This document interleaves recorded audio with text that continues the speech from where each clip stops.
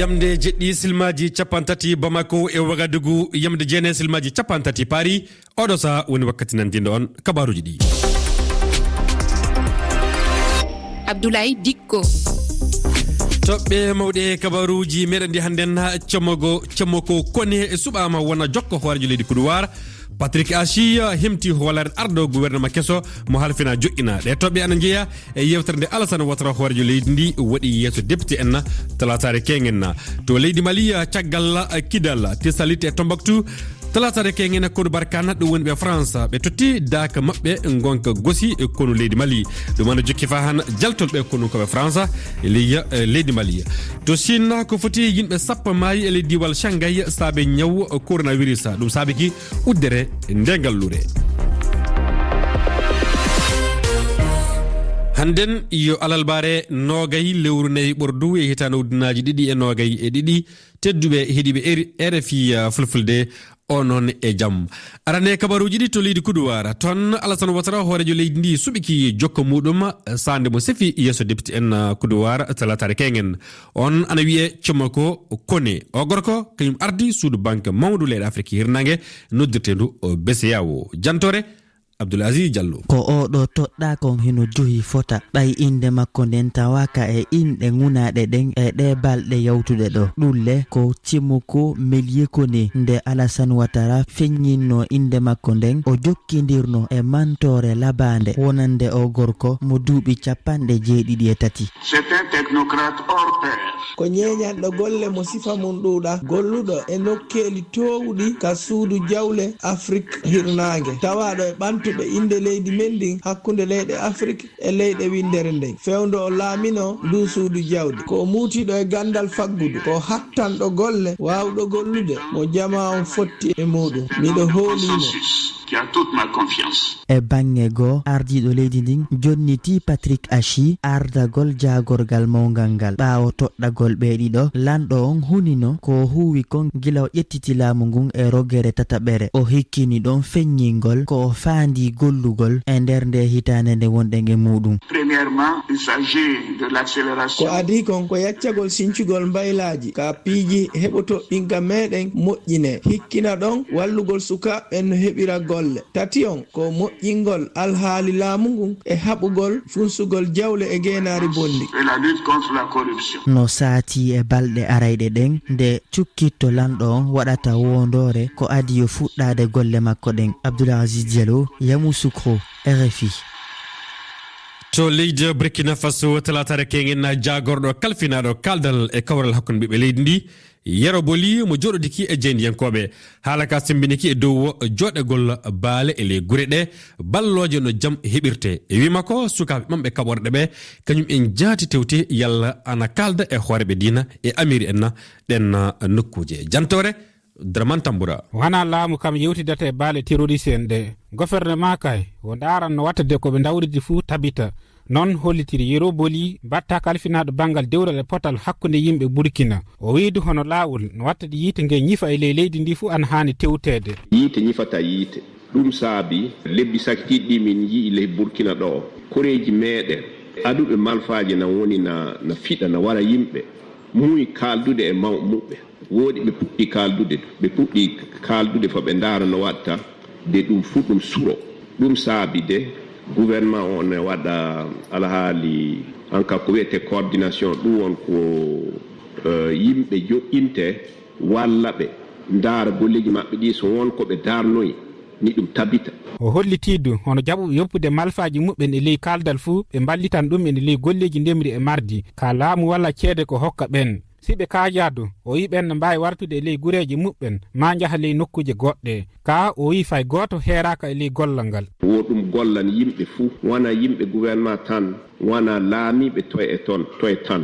sabu gila ma rafi baasi naati leydi men ndi tampindi wala fu mo yottaaki ɗum saabi miɗa ŋaaro on mon futtiɗno waɗa no wawri fa jam warta leydi men. Yero Boli holliti sorda si ɓeydu keddoto e golleji muɓɓen e tewtude no wattade jam e ndenago warte e ley Burkina o wiidu e miijo makko sini ɗi ɗum fu hawriti yaama wone majjum heɓe. Draman Tamboura, Wagadugu, RFI. To Niger jagoɗo kala finaɗo nantirol kabaruji ɗum woni mbiyen jeydeji ɗi Zada Mahamadou sokama e kaso suudu kaso wondu kolo kilométre ji 30 hakkunde muɗum e ñameya lamor leydi ndi daraniɗo sariya yamirimo soke saabi omo tuuma wadde jiiɓu jawdi ko foti milliard uji 3 kalsi CFA gollirde laamu noddirtene supamina yeeyore ko noddirte iranium jiiɓu jawdi ndi ana ardi waɗede makko jagorɗo ton to Niger to leydi Mali ton talatare kengende Kunu Barkana ɗum woni ɓe France jalti fa laaɓi e leydi Daka mum en gonka gosi ɗum ana jokki fa han e jaltol ɓe konunkoɓe France e leydi Mali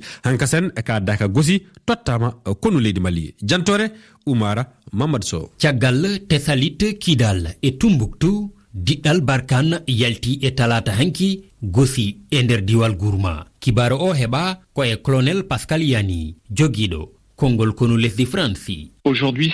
Hande koko ɓadi temedere e konunkoɓe leydi France gemmi gosi ngam tawtude toon to ñimirde amen gawo ɓe hen ndewi koye lawol leydi woɓɓe ɓe ndewi ko e weeyngo fandare nde ko yaltinde ha laaɓa konunkoɓe France e nder Mali ɓe mbayle jaɓɓal ɓe kesɗe tina kadi darde maɓɓe e nder diwal Sahel ngal mamin eggin cate gonɗe to gosi menaka kam e gawo hade ceeɗu o e gasde yaltugol maɓɓe gosi noon woodi doggol ngol ɗofti ete ɗum won fandare jogande hen ewi ha joni jogueɗe konngol kono France o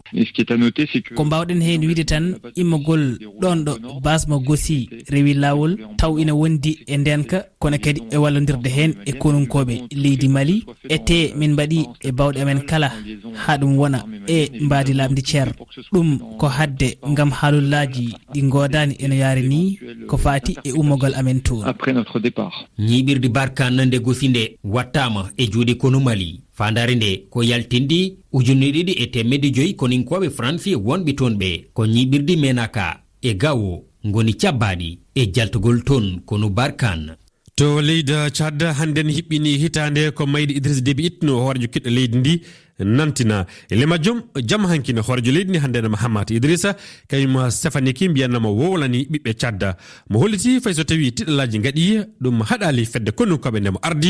ardine ɗum laamu fadde o leydi ndi sembiniki e wallude ndenagu e leydi Tchad fof caggal ɗum mo noddidu ɓiɓɓe Tchad kala ballodira kaldal tawe hakkude mum en yalla kawral an heɓe deƴere timmude hemte heddo e leydi Tchad to Chine ko foti yimɓe 10 maayi e leydi diwal Shanghai saabe ñaw coronavirus gelle poɗen dow lewru kala ana haɗa yaltude galle muɗum e ley ngal diwal imade majjum yo sakkade raɓu ñaw coronavirus jantore Umuba galleji gollirɗi Chine heewuɗi darniɗe golle maɓɓe ɗum ko sabu ufunugol ɓiɓɓe leydi ndi ardiɓe Chine wondude e jama on fow mo kala no wakkilade ka wontiri ɗon ɗum ko fii haɓugol ñaw coronavirus ka tawata nde nawnare ko ka lannode nde hitande 2019 woni ko nde ɓuri e tiiɗugol Shanghai koye on nokku o pooru ɓurɗo e mawnude e nder Chine woni koye ngal diwal ɗon kadi woni ko ufunugol yimɓe ɓen ɓuri e tiiɗude yeesoɓe ɓen lamdike indele ɗi galleji gollirɗi fiino ɓe newnirana ɓe jokkitagol ɗe golle maɓɓe hino ɓuri sociétéji 600 newnanaɓe fii fuɗɗagol ɗe golle ka diwal Shanghai wano o société américain moƴƴinowo otoje kañum fuɗɗike golle gila hanki ɗum ko ɓaawo darnugo golleji maɓɓe gila balɗe 20 joni ko non holliri jayndeji leydi ndi to leydi Ukraine toon piyanɗe ana jokki e ngalluji kewɗe funnange leydi ndi e wi jokko hoorejo jagoɗo Ukraine kawral heɓama tafon hakkude maɓɓe e Russie yalla piyanɗe ana daro Mariupol nde ngallure uddande gilla jonte kewɗe hannden immade majjum yo wallude fa rewɓe sukaɓe e nayeɓe keɓa no jaltiri e leyde ngallure jalta ɗi fitnaji gonɗi hakkude kono Ukraine e Russie e on ɗon wakkati laamu Amérique kañum nantini kaaki ɗi leyɗe kewɗe e ballir Ukraine jottiki e ɗin kaaki ana hen lana e diwoji ana hen du kaaki goɗɗi heɗe ɗi kaaki jotti leyɗe heɗe dokki ɗi kaaki ko laaɓi fof laamu Amérique jokkinali e ngal jeygal tedduɓe on jarama jokke heɗade enen ɗo e seeɗa